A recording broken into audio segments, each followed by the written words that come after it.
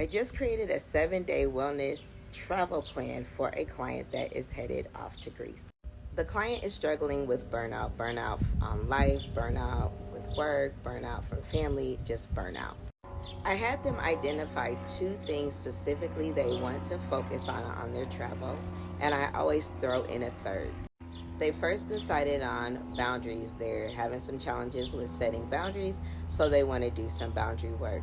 So with that, I gave them an assignment to identify the type of boundaries they want to work on, because we often say boundaries, but we don't realize boundaries has categories.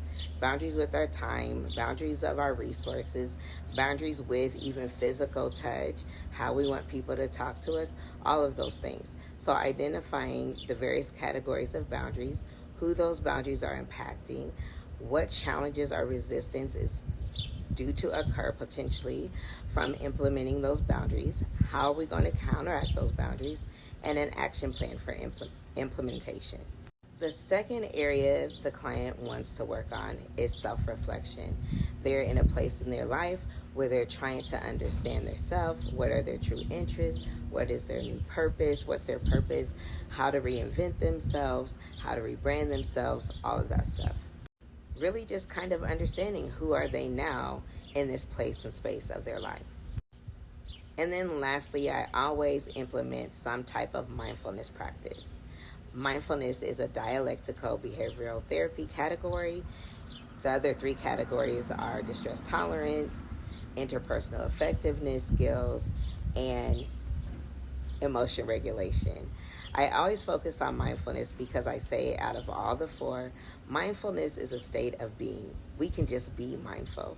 The other 3 are more of states of doing. We do those things, but mindfulness is just a state of being. So I always implement mindfulness practice in my mental health coaching, especially regarding travel. So once we identified those 3 categories, where the client wanted to work within those areas, we identified our treatment goals and our plan. The client was very open with their activities, and so they let me kind of just plan it out. I love that.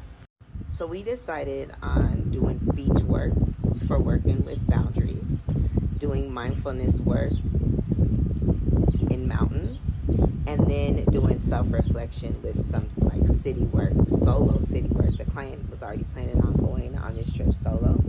And so self-reflection is best done, I feel, with solo travel, but you can do self-reflection in the company of others, but it's best done because there's no distraction. You just focus on yourself and you really get a chance to see your own abilities